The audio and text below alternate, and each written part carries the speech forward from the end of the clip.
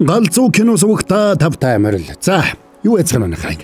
Энэ удаад штэ хэдүүлээ 2019 онд гарсан Tune in Follow. Гэх энэ галзуу хөрхөн киног сонирхоод үзнэ гэж. Тэгэхээр буруугийнх нь ярьж хөр сонгосон энэ галзуу кино та нарт таалагдана гэдэгт итгэлтэй байна. За, тэгэхээр хэдэн баруунууд нь энэ галзуу киног Better You Branding нунтаг магнитай хамтран хүргэж байна. Тэгэхээр таригч намраад унтаж өгөхгүй те эсвэл унтсан ч гэсэн одоо унтаагүй юм шиг тийм сонирн байна уу манайхан. Тэгвэл магнийн дутагд лүүссэн байж магадгүй юм байна шүү. Тэгэхээр та нартаа Better You Branding нунтаг магниг санал болгож байгаа юм шүү гэж. Та нар маань тэгээд мөрөөгөө дэмжээд лайкаараа булаад өгцгөөгөө бас галзуу кино Instagram хуудасаа дагаарай. Тэгээд мэдээж сабадраагүй бол дараад нэгдэрэ.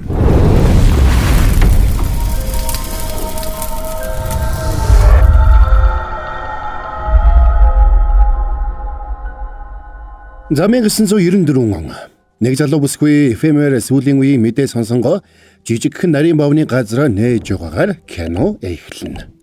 Бүсгүйг Мисүгэн бодлогын хаалган нэгдэж ахлах сургуулийн төгсөх ангийн 4 хувцастай нэг залуу орж ирээд дөөф эсвэл шар буурцгны орцтой нарийн бов байгаа эсхийг лавллаа. Данч асуусан юмнууд нь байхгүй учраас Мисү тэрэнд замын эсрэг талын дэлгүүрийг зааж өгöd гаргана. Залууч эсрэг талын дэлгүүрээс том гихчийн дүүп аваад явж байгааг харсан Мисү тэрнийг шоронгоос суллагдсан бололтой гэж битүүхэндээ болгоомжлно. Тиймээс цагийн ажилтан авна гэсэн зараа Мисү бушуухнуулаа. Учир нь солонгост шоронгоос суллагдсан хүн суллагдсан даруйда бүхнийг шинээр эхлэхийг бэлэгдэж хамгийн түрүүнд дүүпүү идээд байдаг шүү дээ. Залууч тэнд өдөг сургуулийн ойр хаваар сэлгүүцэж өдрийг өнгөрөөнө. Оройн Мисүг нарийн бовны газраа хаах гэж байтал нөхөр ирээд тэдний цагийн ажилтнаар ажиллах хүсэлтэй байгаагаа хэлдэг. Тэгээд яах ихэн зургу ихчийнх нь авчирсан бараануудыг зөөгөөд эхэлсэнд Мисү бантна. Залууг шоронд сууж угаад гарч ирсэн. Сургуулиасаа гарчихсан гэдгийг сонсоод Мисүгийн ихч үнжа. Ягд ч юм тэрнийг тэнд ажиллахыг зөвшөөрч байна. Мисү тэр нарийн бовны газрыг ээжээсээ өвлж авсан бол үнжа олон жил тэнд ажиллаж Мисүгийн төрсэн ихчээс өөрсгүй дотноссон байж. За ингээд залуу маргаашнаас нь цагийн ажилтан боллоо. Дуу цөөтэй байрын мань залууг Хянууг.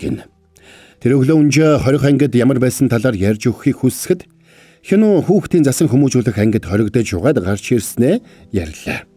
Тэгээд тэр өдөр бүр FM сонсож цаг нөхцөөдөг байсан талаараа бас өдөр бүр бурханд хандаж өнөөдөр л намайг суллаж өгөөч гэж залбирдаг байсан тухайга бас ярина. Тэгээд суллагдсан даруйда дүүфөө олж идэхээр явж угаад Мисүгийн нарийн бовны газарт орж ирсэн тухайга. Орж ирэхэд нь радиогоор FM-ийн шинэ хөтлөгч хамгийн ихний хөтлөлтөө хийж байгааг сонсоод энийг ямар нэг гайхамшигын дохио гэж бодсон тухайга хэлдэг. Иннээс хойш Хянуу Үнжа Мисү хоёрт тусалж хичээнгүйлэн ажиллах боллоо. Үнжа Мисү хоёр ч Хянуугийн үсний засалтыг өөрчилж гадна төрхөнд нь анхаарч өгснөөр удалгүй тэр хавийн ахлах сургуулийн охид Хянууг харах гэж тэднийхээр их үйлчлүүлдэг болно. Энэнд нь Мисү битүүхэндээ дурамжхан байна. Удалгүй Мисү Хянуу хоёр адилхан 19-тэй болохоо мэдцгэнэ. Бороо ороход тэр хавийн гудамж хоосордог учраас тэднийх үйлчлүүлэгчгүй болдог байлаа. Тиймээс бороо орох бүрд Мисү Хянуу хоёр үүдэндээ сандал тавьж суугаад бороо орохыг харж FM-ээр дуу сонсож сууцгаана. За ингээд хэдэн сар өнгөрч өвөл боллоо. Нэг өрөө тэд гаднаа сүлд модоо засаж чимгэлцгэнэ. Тэгээд гэрлийг нь асаагаад туйлын баяртай байна. Крисмас баярын үе бол тэдний хамгийн их ашиг олдог үе нь. Тэгсэн маргаашнаас нь замынхны эсрэг талд барилгын ажил эхэлсэн учраас тэр хаваар хүмүүс явхаа болж орлого нь ээрс буурдаг. Гэтэл нэг өдөр тэр хаваар нэг мопедтой залуу явж байгаад тэднийхэр ороод ирсэн нь Хянуугийн танил байна. Залуу Хянууг танимхаарч орж ирээд суусан бол Хянуу илэрхий тавг үтсэн. Би Хянууг шоронгоос гаргаж байлаа штэ. Би байгааг бол Хянуу энд биш шоронд Крисмас тэмдэглэж явах байсан. Тэгсэн энд ингээд таарчдаг байна шүү. Ингээд ярьсанд нь Хянуу илэрхий дургуул байна. Тэгсэн удалгүй мань залуугийн хамууд араасаа орж ирээд чанга ярьсанд үнжээ уурлаад тэднийг хөөх шахуу гаргалаа. Тэгсэн нөгөө хэд нь гарсан хойноо явахгүй байгаад байсанд Хянуу үнжээ агчаасаа цалингаа хөрчилж авч болох эсхийг асууна. Тэгээд Хянуу цалингаа аваад тэдэнтэй явсанд Мисү үнжээ хоёр араас нь харсаар хоцорлоо. Тэр хоёр Хянууг эргэж ирэх хэсгийг мэдэхгүй байлаа. Оройн хинүү болгоод тэрний найзууд мах шорж сууж уухтай нас барсан нэг найзынхаа дурсгалыг хүндэтгэцгэн. Тэд зэрэгэлдэх сургуулийн дээвэр дээр тоглож байгаад хинүү найзыгаа санамсаргүй унгаачихсан байж. Тэднийг инхүү найзыгаа дурсан гониглж суугааг нэг халамцуу нөхөр хараад доромжилсан учраас тэд нар уурлаад тэр нөхөртөө зодолдноо. За тэгээд тэр цагаас хойш 3 жил өнгөрч 1997 он боллоо.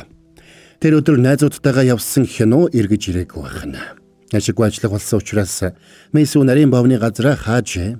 Тэгээд тэр найз хинжүүгийнхээ хамт нэг багштайгаа уулзаад ажил олж хийхэд нь туслахыг хүссэнд багш нь нэг сонины газарт ажиллах эсвэл нэг радиод төр ажиллах 2 ажил санал болголоо.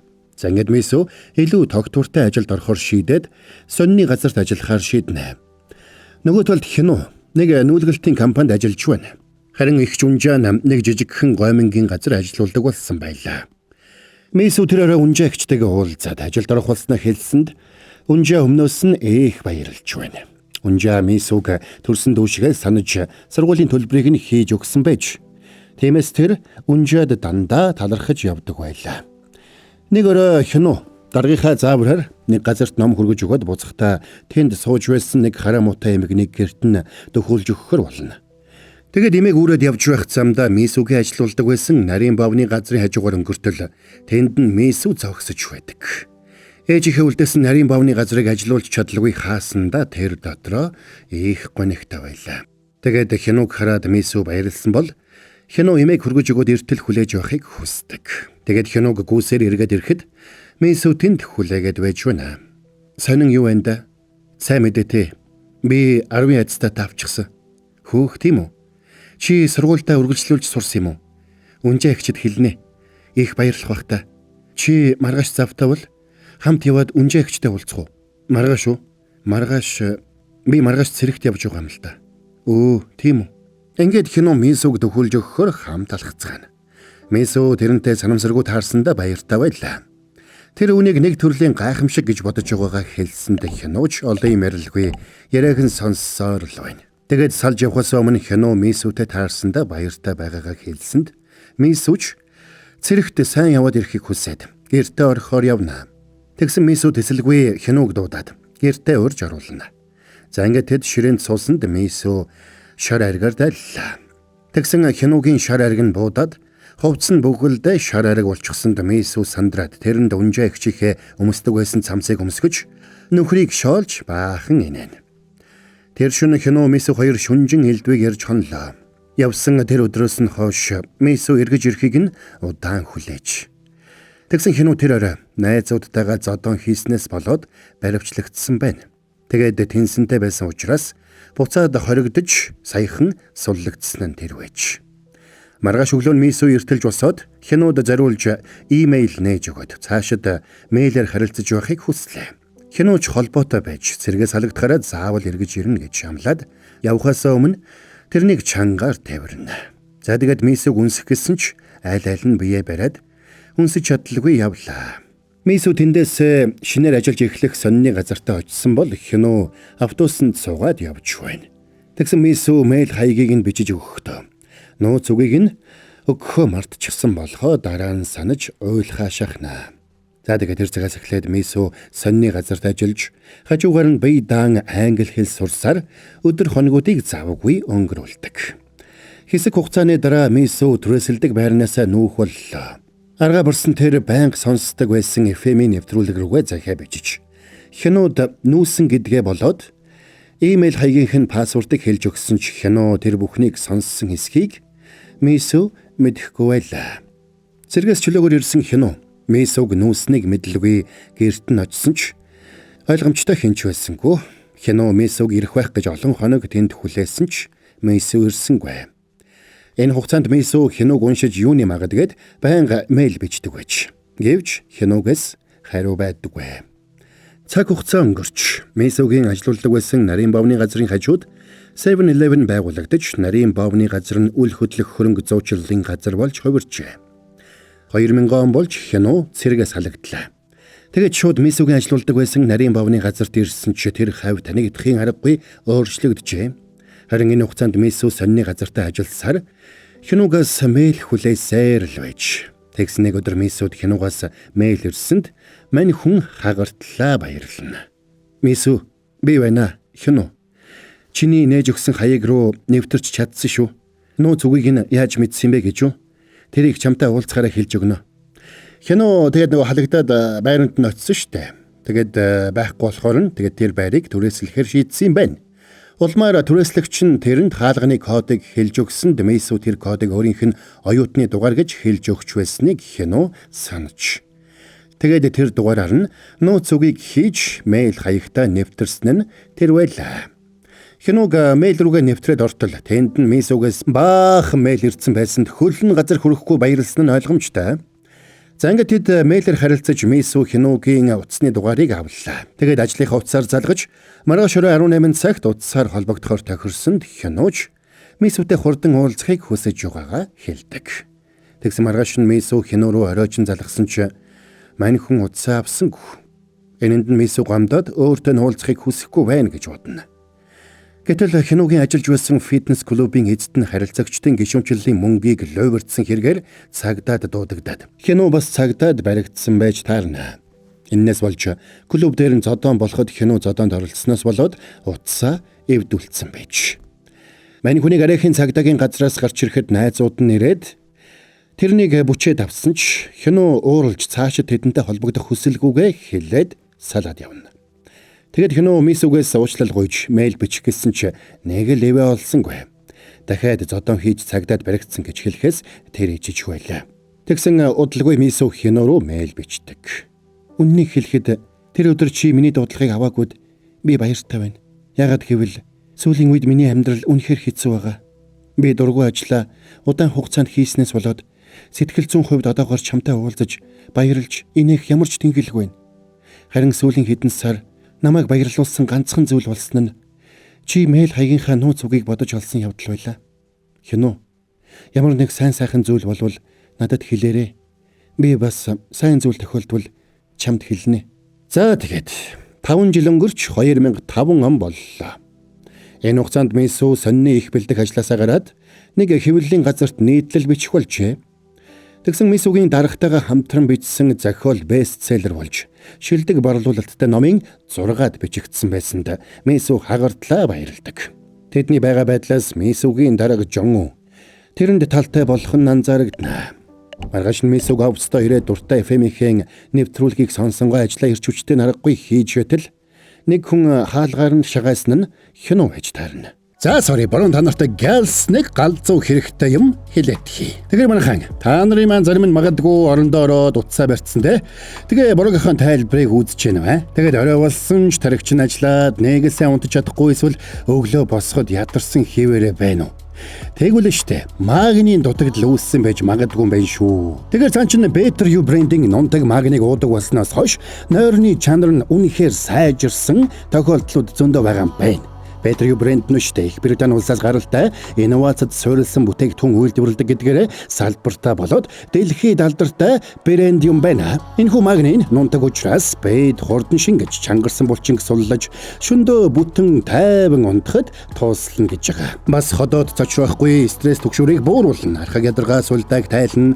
Булчингийн амралт ба нөхөн сэргээлтэд туустайг явддоо галзуу юу. Борогийнхаа тайлбарыг үзэнгээ штэ аяг бүлээн усанд найруулад уухад яг энэхүү бүтээгдэхүүнийг оюуны өндөр ачаалалтай ажиллаж суралцж байгаа хүмүүс, идэвхтэй дасгал хөдөлгөөн хийдэг хүмүүс болоод тамирчид, за тэгээд өндөр наснууд, ер нь л 13-аас дээш насны бүх хүмүүст тохиромжтой байна. За тэгээд бүтээгдэхүүнийг авахыг хүсвэл Better You хаягаар болоод Соломон цэг хэмээнээс захиалаад авах юм байна шүү гэж. Учир нь мань Хянуу дээд давхарт нь нүүж ирсэн студид ажилладаг байж таарлаа. Хянуу сонсох дуртай нэвтрүүлгээ сонсоод сонирхож хаалгаар шагайсан нь энэ байж. За тэгээд оройн ажилд харсан хойно мань хоёр бишүүрхэнгүй уулзцгаана. Хоёулаа дахиад л таарчлаа. Харин тэглээ. Уулзсанд баяртай байна. Би харин гэртээ харих гээд чамд үзүүлэх нэг юм байна.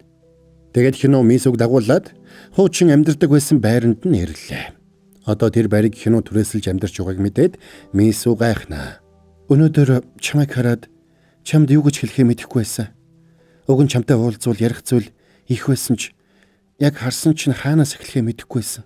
Ингээд Мису ажилласаа 3 хоногийн чөлөө аваад Хянуутай хамт байхаар боллоо.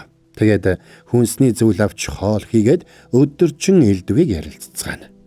Усанд орж байхдаа галтгооны угаалтурыг нээх юм бол ванны өрөөний ус цэв хүйтэн болчихдгийг чи мэдэхгүй байгааг бодоход найз бүсгүйгээ энд авчирдгүй байх нэ? Үгүй.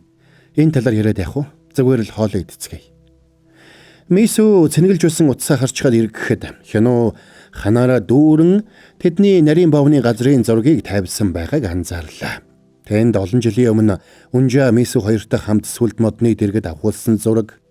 Бас тэдний оронд одоогийн ажиллаж байгаа үл хөдлөх хөрөнгө зуучлалын газар 7-Eleven-ийн зураг хүртэл байсанд Мисү гайхна.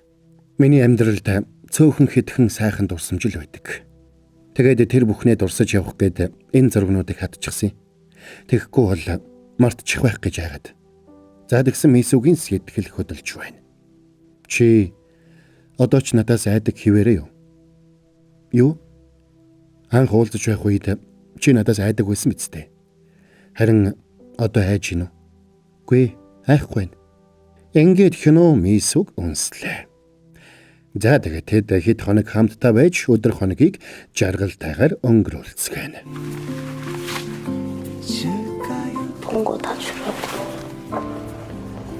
언니 그렇게 사는 거 보기 싫다니까. 시집 잘 보내서 번듯한 가정 꾸미는 이상한 아저씨랑 결혼을 끝까지 하겠다고.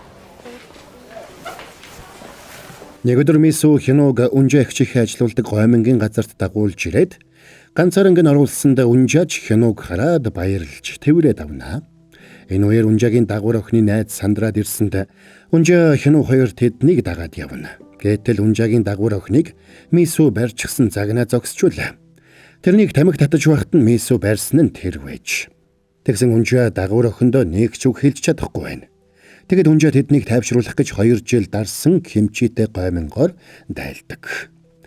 Маргааш нь Мисүгийн найз нь холбогдоод тэдний сонсох дуртай радио нэвтрүүлэг видео хувилбартай болж байгаа учраас видео эдит сайн хийдэг хүн санал болгохыг хүссэнд Мисүч найзтай Хянууг санал болголоо. Тэгэд Мисү Хянууд өөрийнхөө зургийг дурсгана. Хэд хоногийн дараа Мисүгийн дарга нь уулзаад тэдний нарийн бовны газрын оронд байрлаж байгаа үл хөдлөх хөрөнгө зуучлалын газрын байрыг худалдаж аваад тэнд нарийн бовны газар нээж хэрв зөвшөөрвөл тэр газрыг Мисүд хариуцуулах бодолтойгоо хэлсэнд Мисү гайхаад баярлнаа.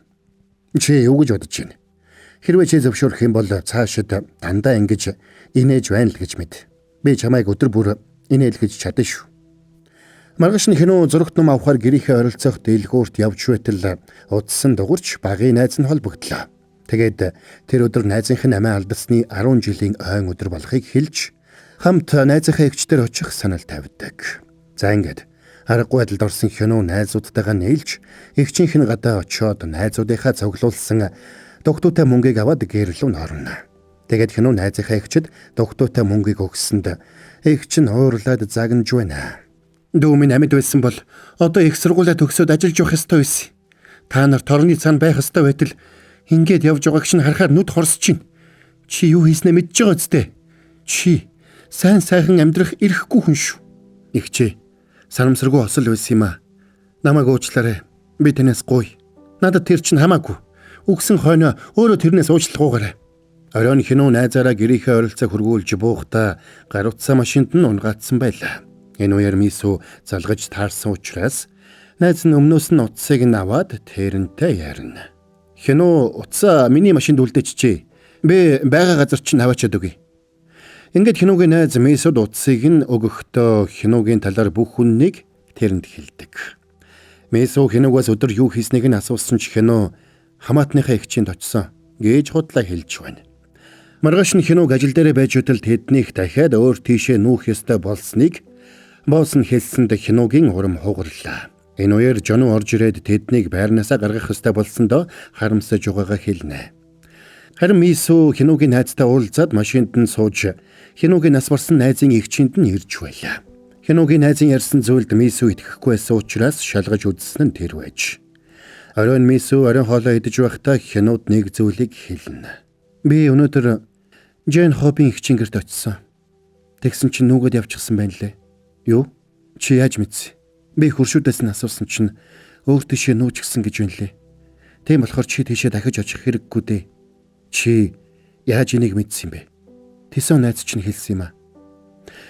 Тэгсэн Хяно уурлаад тэндээс явах гэсэнд Мисү тайвшруулах гэж оролдоно. Битгий хурлаа. Одоо бүх зүйл зүгээр. Яаж зүгээр ах юм бэ? Чи бүхнийг мэдчихсэн байж шít. Дахиж хизээч зүгээр болохгүй шít. Битгий яв. Явах хэрэггүй. Ядаж чи үнийг мэдэхгүй байж болсонгүй юу? Яагаад заавал энийг мэдэх гэсэн? Чи өөрөө хизээж хэлэхгүй болохоор л. Гэхдээ би бүгдийг мартчихна.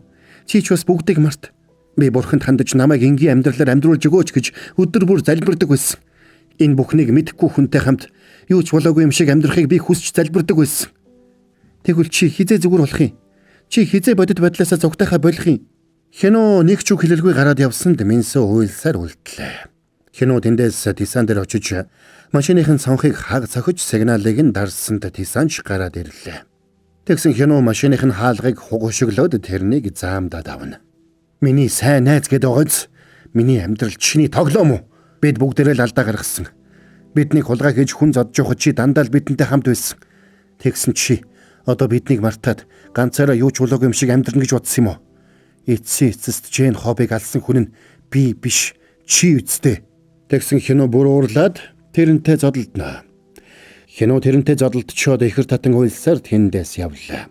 Тэгээд Унжаагийн ажилуулдаг гомингийн газарт ирсэнд Унжаа хөхнөц болсон царайг нь хараад мэдээж гайхнаа. Тэгээд гомингоор дайлсанд Хяно хооллож баг зэрэг тайвшраад нилээд орой гэртээ эртэл Мисү тэндээс явчихсан байлаа. Маргааш нь Хяног хуучин ажил дээрээ эртэл овсон нүүчгсэн дээврийн төмөр дээр наачихсан байсан Мисүгийн зураг жалга болчихжээ. Тэгээд тэндээс машинтайгаа гарч явсан Жонугийн замыг хааж зогсооход Мисүгийн зургийг асуулаа. Тэр зураг уу? Би гэртээ авчицсан. Чамайг хайж байгаа байх гэж бодоод.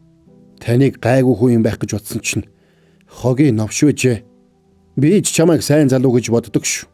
Их сериозны дүнсгэр царайтай. Мисү ч бас тийм хүн. Тиймээс Мисүд амьдралыг нь гэрэл гэгээтэй болгож тэрнийг аз жаргалтай байлгаж чадах хүн хэрэгтэй гэж би бодож байна. Залуу хүн байж жоохон гэгээлэг байл да. Тэгэд нөхрийг явсанд Хяно хэлэх үггүй боллоо. Жонууд эндээс хөдөлж гэрлэн дөхөн дээр зогсоход Хяно гүйцэж ирээд цонхыг нь тогшно. Та Мисүтэй уулзах гэж байгаа юм уу? Таныг дагаад гэвэл би Мисүдэр очих уу? Юу? Дагаад гүөхээ. Оролдоод үзэхгүй юу? Ахын дөө. Тэгэд Жонууд авгсанд Хяно араас нь гүйлээ. Жонууд авгсаар Мисүгийн сууж байсан нэг нарийн бовны газрын гадаа ирсэнд тэрнийг хүлээж үлсэн Мисүч машинд суухаар гараад ирнэ. Энэ үеэр Хяно холоос Мисүгийн нэрийг дуудсаар гүйж ирсэнд Мисү тэрнийг харсан ч хараагүй юм шиг царайлаад машинд суулаа. Тэднийг явхад Хяно араас нь гүйсээр хоцорно. Ард нь үлдэхийг харсан Мисү гонигтай байсан бол Жоно сэтгэлийг нь засах гэж оролдоно. Энэ залууг нэр яайдаа биз? Яах вэ? Би ингэсгээ зогсох уу? Тэг. Ингээд машин зогсож Мисү гараад ирсэнд бахардаж унахшихсан Хяно ирээд тэврээд авлаа. Би чамд хайртай. Мисү. Би чамд хайртай. Бидний араас битгий гуй. Гуйчин. Битгий. Чамд л хэцүү байна. Тэгэд Мисү буцаж машинд суугаад явсанд Хяно уйлсаар хоцорлоо.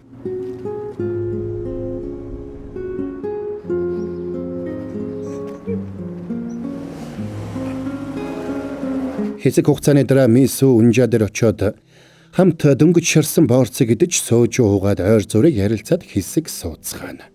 Яасан бэ? Хуучны сайхан цагаа бодоод л гурвуулаа нарийн бавны газар ажилуулдаг байхдаа жаргалтай байжээ. Тээх нь Хяно над дээр ирээд нарийн бавны газараа дахиж заавал нээж эргээд хамт ажиллана гэж амлаад явсан. Нүүр ам нь хөх няцал болцсон явж исэн. Тэгэд нэг аяг хоол идчихээд явсан. Тэр намайг өөрт нь итгэдэг гэж хэлж байсныг мартадгүй гэсэн. Тэгсэн би тэгэж хэлснээ ч санахгүйсэн. Имэн, ээж нь, багш нь хинэн ч тэрэнд тэгэж хэлж байгаагүй гинэ. Ганцхан би л тэгэж хэлсэн юм байх. Даанч би тэгэж хэлснээ сандаггүй. Оройн Мисү тэндээс гарч Хянугийн гэрийн гадаа очисон ч орж зүрхэлсэнгүй. За тэгэд үр солигдоход Хяно Мисү хоёрын байнга сонсдог нэвтрүүлгийг нь цацдаг радиогийн гадаа баахан үнэнч сонсогчтон цуглжээ. Радио лайв стрим хийж эхлэхэр болсон учраас Хяно одоо тэнд туслах ажил хийх болсон нь тэр байж. Лайв стримийн маань эхний өдөр болохоор надаар мэдлэгээ хэлүүлэх хүн байгаа юу? Ингээд лайв стрим эхлэхэд Мисү ажилласаа үзнэ. Тэр камерын ард хянуг байгаа гэдгийг мэдэж байлаа. Тэгсэн хөтлөгч хөтлөлтийнхөө дундуур тэнд ажиллаж байгаа хүмүүсийн хайрлж хүндэлж явдаг хүмүүсийн нэрсийг хэлэхдээ Мисүгийн нэрийг хэлсэнд мань хүний сэтгэл хөдлөнө. Тэгээд төслөгүй ажилласаа гараад явлаа. Битүү түгжээтэй байсан учраас машинаасаа буугаад бахардтлаа гүйсээр хөтлөлт болж байгаа студийн гадаа ирсэнд нэвтрүүлэг дууссан хянуу камера хурааж байдаг.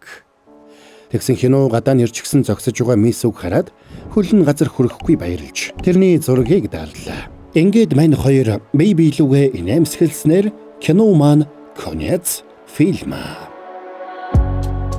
За энэ Солонгос киноны тайлбар маань энд хүрээд дууслаа. Тэгэхээр Брогийнх нь ярьж өгсөн энэ кино хэсэгхэн хоромдч гисэн та нарыг зугаатай байлгаж чадсан гэж найдаж байна. Бас цаагаараа хөрхөө мессежийг өгсөн гэдэгт итгэлтэй байна. За тэгэхээр Брон энэ галзуу киног Better You брендинг нундаг магнитай хамтран хүргэлээ. Та нарт маань унтах ингээд цаг болчиход байхад тархич нь ингээд ажиллаад унтаж өгөхгүй эсвэл унтсан ч гэсэн одоо унтаж амраагүй юм шиг тийм сонин байвал магний дутагдсан байж магадгүй юм байна шүү манайхаа. Тэгэхээр та нартаа Better You брендинг нундаг магниг санал болгож байгаа юм шүү. Буруу тэгээд ойлгохдоор ярьж өгч чадсан бол та нар маань лайкаараа бомбогдоод өгцгөөгөөрэй. За бас галзуу кино Instagram хуудасаа дагаарай. Тэгээд сабадрагуул дараад нэгдээрэй. Хэдүүлээ тэгээд дараагийн галзуу киноны тайлбараар эргээд уулзцгаая.